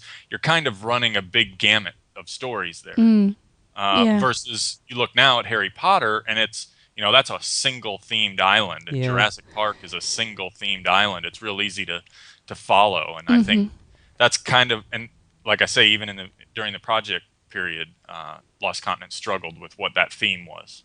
Do you know, I've always thought that it worked very well, though, because I suppose like the souks and the bazaars of the areas it's kind of themed on, they're all very energetic and you're here and you're there and back and forth. And that's how I always felt that it flowed and should do, because of the kind of geographical area it was kind of portrayed, if that makes sense. Yeah. Well, and you also had Sinbad Stunt Arena, which is still there. And, Sinbad is the story of 40 Arabian Nights. So you have all these different stories that come together to make Sinbad. Yep. And it's kind of the way Lost Continent is. It's all these different stories that come together to make Lost Continent. But really fits I think really fits as an overall theme. It does. It does. I just know that was one of the challenges the designers had, and I can see it a bit with visitors sometimes too. They miss all all of the things that come together to make that island what it is. Mm-hmm. Yeah. It kind of matches Port of Entry, the feel and everything of it. And a lot of people miss Port of Entry, as we know. Yes. Yeah. Yeah. So that's my soapbox. Yes. I love Port of Entry. Yeah, I do too. There's a lot of similarities between Port of Entry and Lost Continent. Mm-hmm. Very. Yeah. Yeah. But as we spoke again before we started recording, we wanted to focus, this chat today on more of the stuff that's not there anymore. Mm-hmm. And now I know you didn't work on it specifically, but the Enchanted Oak is something that actually I think, especially nowadays, I think a lot of people have discovered Islands of Adventure since the Wizarding World opened. I think because everyone still calls it the Harry Potter theme park. I was actually listening to a podcast today, and that's how they referred to it. And it's like, it's not a theme park, it's just a small land inside. It makes me throw things. And I mean, the Enchanted Oak, to be honest, I thought it would have fit. I thought they could have made that fit quite easily. Yeah, I was really surprised they tore it down and started from scratch because it had such a close theme already. Like you say, they could have made it work. I think that would have been misrolling, unfortunately. Probably. They could have turned it into a Whomping Willow. Oh, that could have worked. No, see, I told you I was a brains behind this thing. But it's not. Like it was such a beautiful build. We went in for a look, but we never ate in there. But from the beautiful. outside, it was absolutely stunning.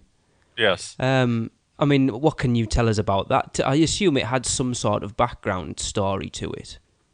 I'm not sure of the background story on Enchanted Oak. I know there is one. I just don't remember what it was since it wasn't one of my buildings. And a long time ago. One of the interesting things I learned about from Enchanted Oak, though, when we were building it is, and I'm sure you've heard this about other places in Universal and other theme parks, Enchanted Oak had an amazing system for pumping smells out into that courtyard between the Enchanted Oak and Dueling Dragons. Right.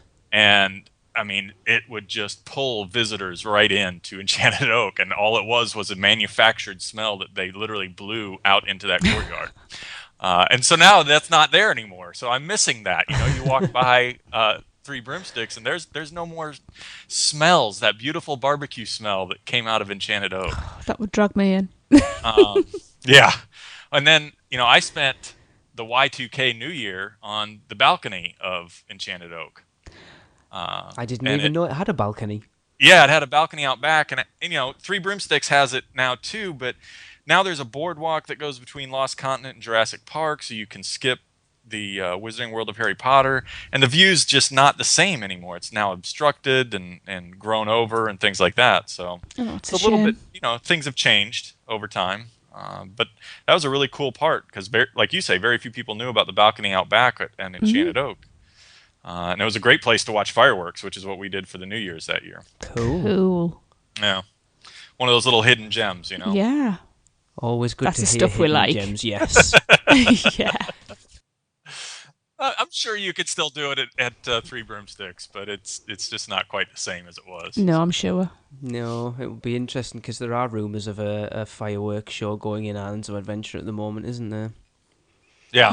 I have heard they have been testing. Yeah. Sorry. It's good. I think it'll work quite well. Yeah, I think it would too.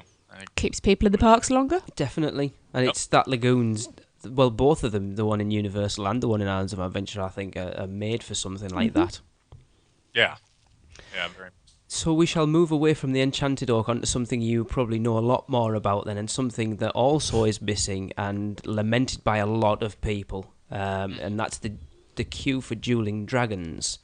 Yeah. Having not been to the Wizarding World yet, but hearing quite a lot of reviews, I've heard that the Queue for Dragon challenge is less than exciting. It is. They took a lot of the theming out of it. There was a whole storyline that went with Dueling Dragons about these two knights and these two dragons as you went through the queue. It's one of the things Universal, I think, does really well is everything tells a story as you're going through it. And so a lot of those story elements have been pulled out, and a lot of the theming has been pulled out. There's, even other references to other movies and things like that in the Dueling Dragons queue that have been pulled out. But the one that really hurt me the most that I felt like could have stayed was big dueling dragon statue at the I front. knew you were going to say that. Love that. I mean, that was painful for me to see happen. Actually, And that would have fit. Oh, Yeah. they Without just a doubt. repainted them, yeah, Yeah. without a doubt. Oh, I absolutely adored them. I was devastated when they pulled those down. Yeah. Tim, is the because there was like a big circle thing on the Oh, yeah, for you. pavement outside. I wasn't aware. Apparently, if you stood dead centre, you could see all three near misses. Yes. Is that still there? Do you know? No, it is not.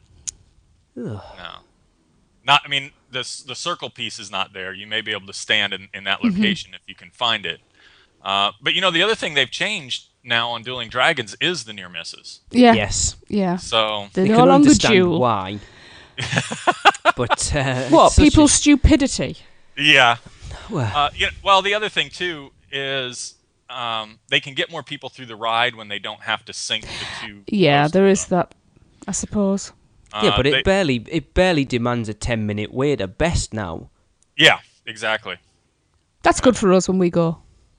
I must admit, the last time we were over there was 2009, and they had all the construction walls up. So to get to Dueling Dragons, you had to go through Jurassic Park.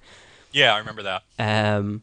And I was so disappointed because obviously it was the first time we took our kids, and our oldest was 10 at the time. He was just tall enough to ride it, and it just wasn't the same. It was so disappointing. Yeah, it That's it, changes yeah. the entire feel of the ride. Yeah, because it- it was the queue line was only about a quarter of the length, wasn't it? And because it cut out all that lovely like woodlandy, Yeah, you didn't walky go bit, through and there was anywhere nothing. near It the just castle and bypassed everything.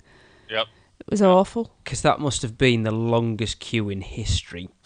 but it was lovely. We always visited when it was like fairly quiet times of the year, so we never actually got to queue through it. We were literally just, and I feel We did. awful We to did. say We this, did but actually do a slowish wander through, a slow run through. Right. I think sometimes if you go when the parks are busy, it's better because you get to experience the queue other than it's just ram through it as quick as you can. Yeah, especially queues like what is now Dragon Challenge. I mean, there's not much to see now compared to when it was Dueling Dragons, but when it's a queue like that, you want to slow down and see the things and appreciate Yeah, all the theming that's there. it's you know? part of the The experience. work that's gone Yeah. into it. Yeah. I mean, I always remember because there were some parts of it that were really quite dark, if I remember rightly, and I love the split off point where you go decide. I can never remember what the little rhyme was. As you know it, don't you? I can't remember the rhyme, but I know It was something choose thy fate. it was choose. isn't I it? used But to, then that was a there's- bit choose thy fate. That's what I always used to for the first ride. It was always like, which Yeah. one? Which one Oh, I first? can't remember what it was. Yeah. now. But I was just going to bring up the choose thy fate. That was like my favourite bit because I'd have that dither. But I thought that was quite clever that they incorporated the little cut through as well, so you didn't have to go all the way back round to the beginning of the ride to then ride the other one. Yep. Well, I like Yep. things like the bones that were in the walls and stuff like that. And Yeah. I like dark stuff like that. Yeah, I really did too, and building it was really fun too. To see that all come together was real neat, and a lot of that you don't see anymore in the queue. No, sadly. Yeah, and they've tried to sort of theme it after the Tri-Wizard tournament, Yeah. but it feels like a Band-Aid. You know, the building was built and designed to be the Dueling Dragons queue building, and they've Yeah. kind of retrofitted it to work for Harry Potter. So That doesn't always work, does it? no. No. That's a bit of a shame. So But the ride is still fun. I still love the yeah, ride. I was going to say, I can understand why they kept the ride. Yeah. It's, what was Yeah, there's a lot that goes into that. so? What was your actual involvement in the in building that queue then, Tim? Well, as with all the buildings I was involved in, I was the project engineer. So it's like being an assistant project manager. It's a lot of field supervision, making sure things are going in the way they're supposed to go in, quality control, things like that. At least that's what I did mainly in the field. A lot of inspections, a lot of checking for change orders that are supposed to occur, things like that. right. Making sure it follows the plans and the codes. So, fun stuff like that. So were you brought up to speed with what the actual theme for the queue was then before you started the project? I want to say it was about. I'd been there about 3 or 4 months when somebody had walked me through the queue and talked about, this theme and that theme and the storyline and things like that. Dueling Dragons was one that I wasn't originally part of, but as we got closer to the completion of the project, team members would roll off and they would add new buildings onto my area of responsibility. So that's what happened with Dueling Dragons. Their project engineer got rolled off onto a different project, and so that was added to my areas of responsibility. Okay. So, as if you didn't have enough to do. Yeah, well, you do what you have to do. Well, that's it.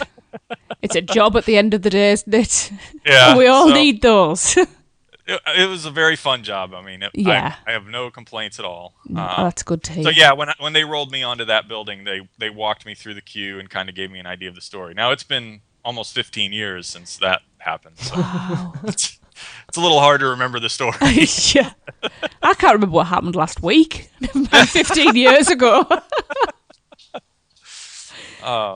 Because if the stories that I've heard was that Dragon Challenge was originally supposed, not Dragon Challenge, Dueling Dragons. Mm-hmm. I never ever thought I'd get used to actually calling it Dragon Challenge. Shocked. It's like you always still call it MGM Studios. Yeah, exactly. No, it's Islands of Adventure. Yeah, very funny. Because it wasn't originally supposed to be going into Animal Kingdom. I heard that it was going to be part of the Beastly Kingdom, phase I'm not aware 2. of. I hadn't heard Yes, that. I forgot about that. I'm sure from what I heard that it was supposed to be as part of phase 2 of Animal Kingdom when they were building Beastly Kingdom, which has been rumoured again for about the last 15 years. Yeah. Oh, yeah, watch me hold my breath. And then because some of the Imagineers actually left Disney and went over to Universal, they ended up using the idea over there. That's entirely possible because almost everybody I worked with on the Universal side was a former Imagineer. A lot of them still are, I think. Sure, I heard like a lot of the guys that Tony Baxter laid off as Disney Imagineers are the ones that built the Wizarding World of Harry Potter. Yeah. And I've seen pictures of Tony Baxter wandering around with a camera, wandering around the Wizarding World, which is quite Yep. Well, and like Poseidon's Fury in Lost Continent originally was supposed to be called Atlantis. Right. But that was right around the same time that SeaWorld came with the Atlantis ride. Yeah. So they had to change the name to Poseidon's Fury. Was it still going to be the same attraction, though? Yeah, it didn't change the attraction, just changed the name. It has changed. The actual storyline for Poseidon's Fury has changed slightly, though, Did they hasn't tone it it? down a bit? Changed tremendously. Really? And especially when you were there from a construction standpoint and kind of going through the whole process. That building, they built an entire room drop. I don't know if you've ever seen it where the room drop comes in. No. And so, you're talking lots and lots of money that Universal spent to have a room drop built to create this specific effect that no longer occurs at all in the storyline. The other thing is the cartouche door doesn't operate the same way anymore, which is that door that opens up to the water flow as you walk. Yeah. But the original storyline had you going from where that cartouche door is and having it fully operational, walking under that water tunnel into what is supposed to be under the ocean. That was the storyline. And so then you're under the ocean and this battle occurs and all the lights go off and the room drop comes down and it looks like you're back in the room you were in before the cartouche door opened. And so it was really shocking to people who didn't know what to expect. You're in there and all of a sudden it feels like you're transported back to this other room. Cool. Wow. Yeah, it was a really cool way to do the story, but they've completely eliminated that from the whole thing. Yeah, 'cause we're trying to think now where you go from that last. You go into the main bit at the end, don't you? Yeah, you go in there and the battle still occurs and all that. Yeah. And there's lots of fire effects and all that, but the room doesn't drop anymore. That's it. How do you pretty come much back just to the exit surface? out. Yeah. I can't remember, actually. So we've all drowned. Yeah. Do you know what? I think I may have to see a solicitor. I can't honestly remember how it ends. It doesn't make sense now. Yeah, see, and that's just it. The ending is kind of, okay. I guess that's over. I find it funny now we've been told that quite a few times. There's been rumours that it may make way for Harry Potter expansion, whether it does or it doesn't or not. But I find it quite amusing that apparently a lot of people have heard the tour guides as part of it will refer to certain sections of it. Oh, it looks like the Chamber of Secrets in here. Oh, really? Yeah. I mean, you can see on one of my buildings, the Sinbad Stunt Arena is already being impacted by the Harry Potter expansion. Yeah, with the Hogwarts Express station. Yep, exactly. Yeah, which is just rumored. Yes. Of course, yes. Isn't everything? We recorded this week's show last night, and we were having many a joke at the fact that the Simpsons expansion is so obvious it's untrue. I've told But you, it's just Justin announce Bieber it. experience. It's there. That's what it's going to be. Yeah, How exactly. can you not announce it? They don't need to. Well, they don't. This is exactly what we said. Why wasn't waste it? all that money?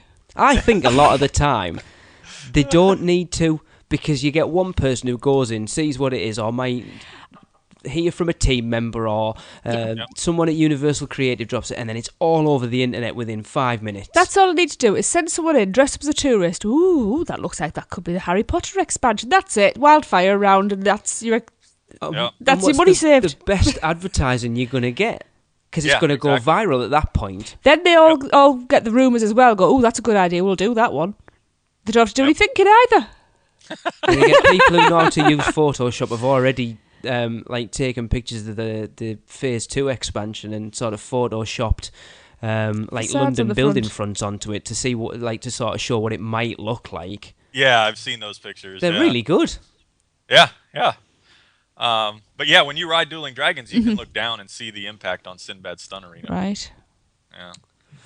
I'm sad about that. I like Sinbad. that. A lot of people hate it. Sinbad? Yes.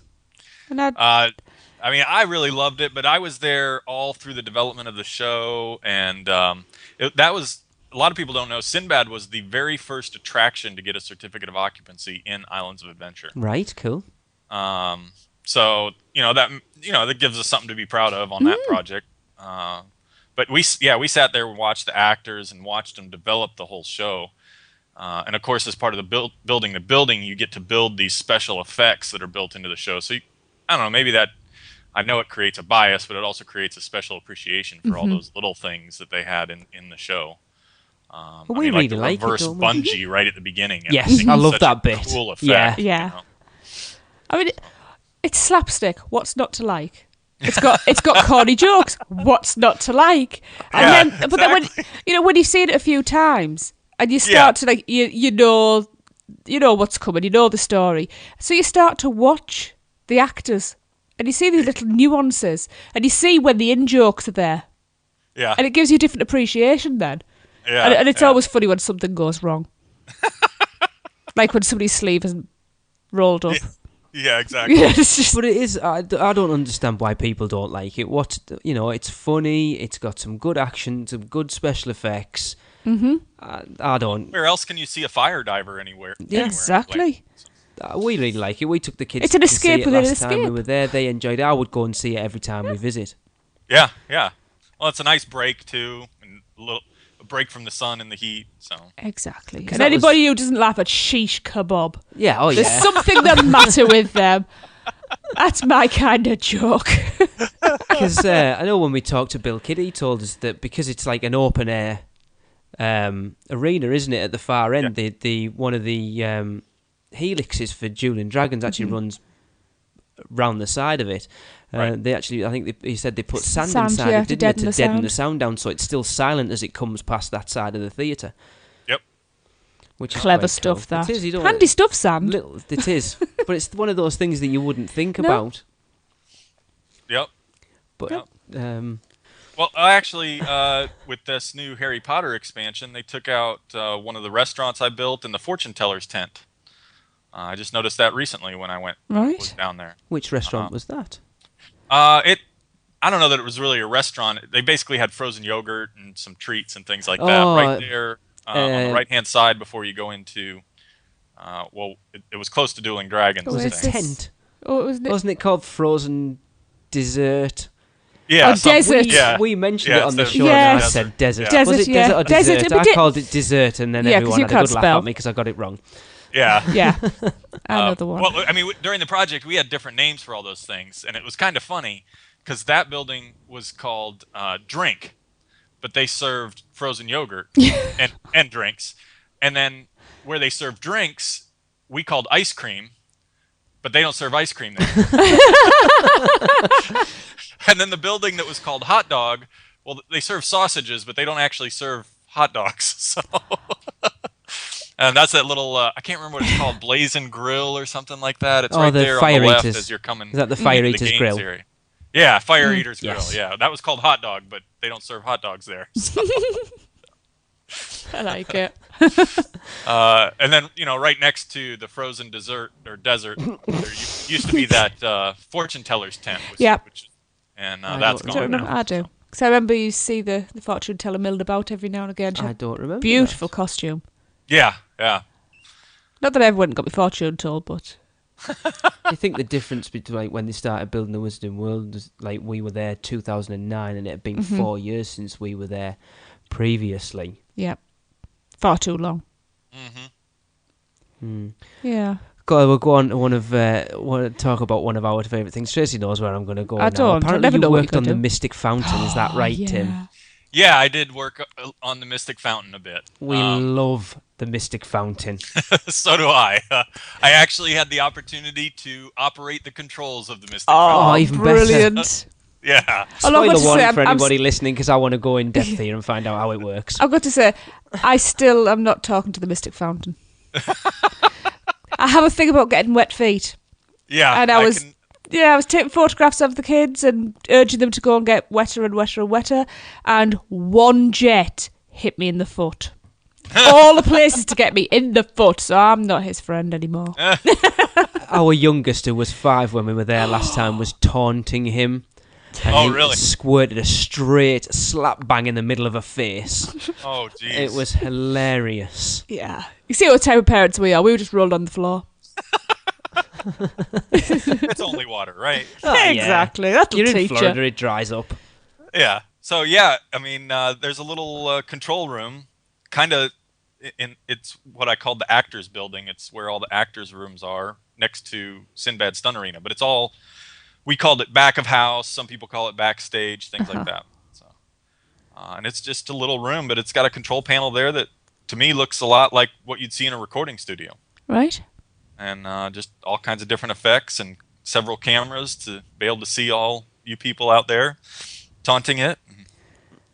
It's such a brilliant thing, I just think, because we sort of speculated on that with the whole rumour of the Wizarding World expanding down that way. We were sort of being absolutely devastated if the Mystic Fountain when we were, and we spent quite a lot of shows sort of discussing where we thought it could go if it didn't stay there. And we Our said backyard. port of entry. Our backyard. Well, yes. Yes. Our backyard, yes. Yes. There you go. Yes, please. But it would fit quite nicely in port of entry if they ever I think, moved it. I think it'd be a travesty if they lost that. Because it's so much fun. It's just a scare. Parents can sit and just let the kids get soaked. Yeah. Well, and again, it's one of those things that you're not going to find anywhere else. No. You know?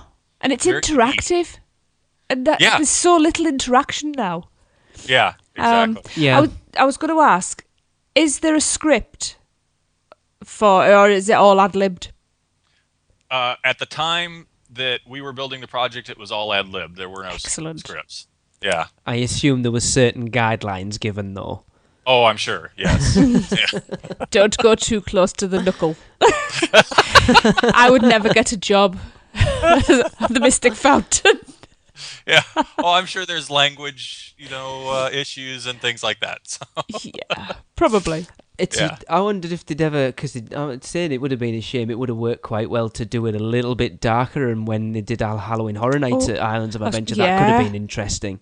Yeah, It could have been possessed. Yeah. Green there's lights. so much opportunity, and now with Harry Potter at Islands, there's so much opportunity to expand Halloween Horror Nights over there. Definitely. I mean, we've only done Halloween Horror Nights 1. We did it back in 2004 when it was over both parks. And That's it was awesome. absolutely brilliant. I feel so privileged that the one and only year we've managed to do it was that year. Actually, one of my favourite areas was the Lost Continent because it was just completely dark with just dry ice. And every now and again you'd see a shadow, and it's like, was that just a shadow, or is that something creeping up to me? And a lot of the time, because they had people in those morph suits, didn't they? Yeah. Just crawling around on their hands and knees. And we managed, once our eyes were adjusted to the gloom, we just tucked ourselves away. We saw these. Do you remember? We saw the girls come in, and we saw this creature crawl towards them. Wow, never heard anybody scream like that. I was in hysterics. I screamed a lot myself that night, but we even said great. the same about Zeus Landing. The Zeus Landing wasn't even done up for Halloween Horror Nights, and it was still creepy. It was creepy as hell. Just all on its own, right? Yeah. Did the Mystic Fountain have a name when you were there? Because I know it has many monikers, doesn't he?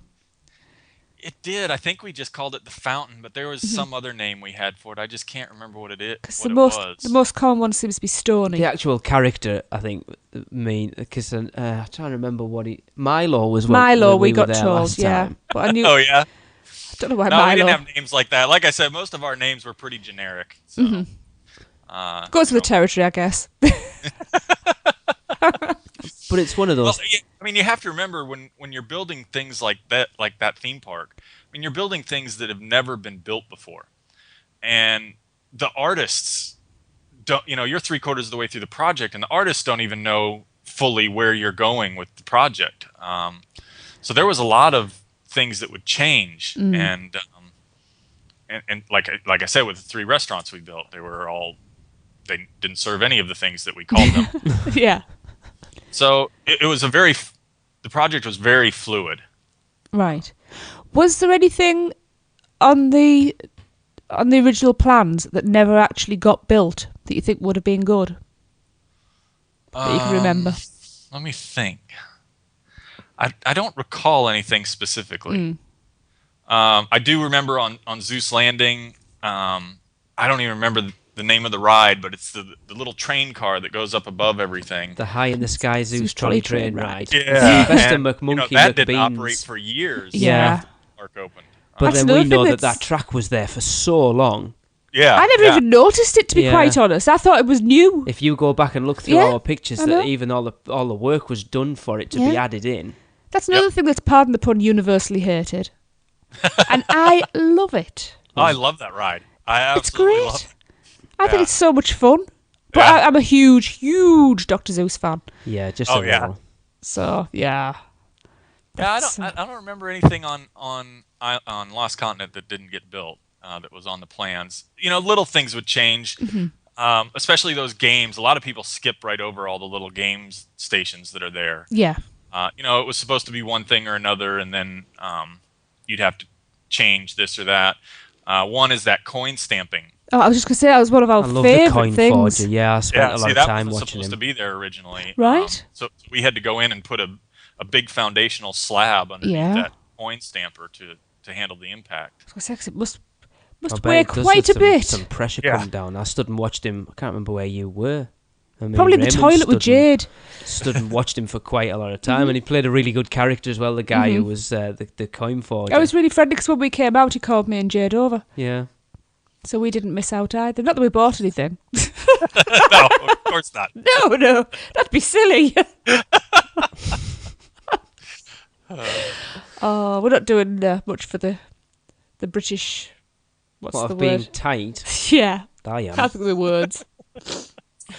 So yeah, I mean, there were always things that were changing as you were going. In fact, you know, most everything was outfitted for Pepsi, and I don't know if you know, but when you outfit these fountain drinks in these big commercial locations, it's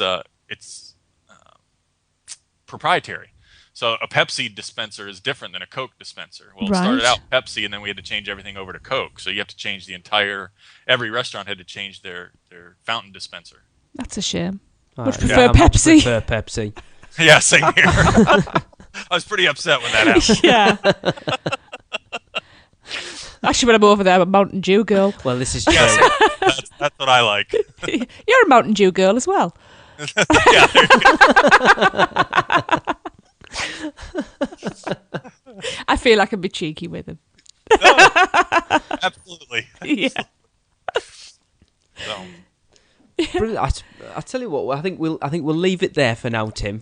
okay. We'd Yeah, definitely because otherwise love to we have could you end back up on in doing the what we plan to future do and talk next. more. Yeah. Okay. Because I've really enjoyed talking about Lost Con. I mean, I don't know how much you worked on. I don't think you did you said you didn't work anything specifically in Zeus Landing? No, it was the same company, but and I have friends that did work over there, but no, I didn't work over there. I walked through it a lot. Yeah, I'm sure. But no, I think there's still lots of stuff we haven't touched on there's in Lost loads, Con. yeah. And I definitely want to go into to get into Mythos a bit more. As well. Oh yeah, Yeah, I love that building. But I think Yeah. And there's more about Poseidon's Fury, I'm sure. Yeah, Because all the exterior and everything. So yeah, we'll say we'd love to have you on again. Yes, please. Yeah, absolutely. I'd love to. This was very fun. Excellent. Brilliant. And I'll go back and look through my notes and things that I still have from when I was doing the project, and maybe come up with some additional stories to share. Brilliant. Wonderful. Yeah. Look forward to that. Well, thank you so much, Tim. Yep. Oh yeah, thank Yeah. you guys. It was Not a pleasure. problem.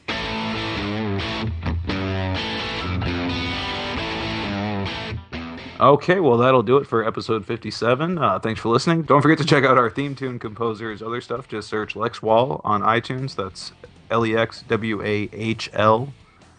And also check out his paranormal podcast, Anything Ghost. Yeah, I love puns. Cool.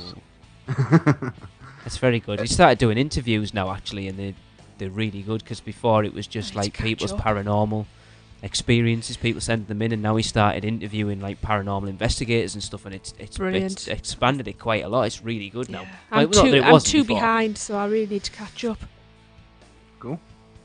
As well as Lex, don't forget to find Hadley's Hope stuff on iTunes and look for them playing live in the Orlando area. As you know, they do our theme music. Yep.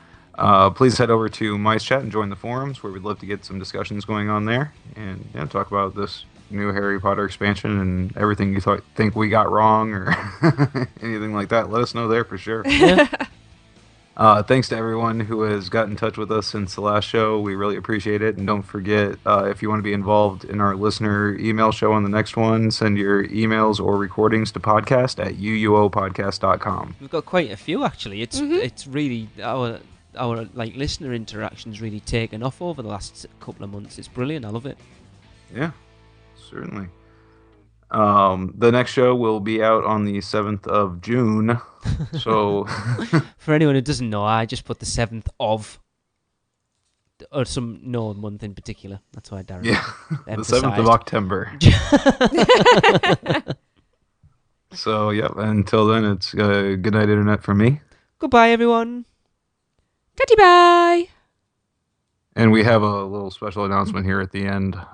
It's come to my attention that earlier this evening, Harry Potter was spotted in Universal Studios.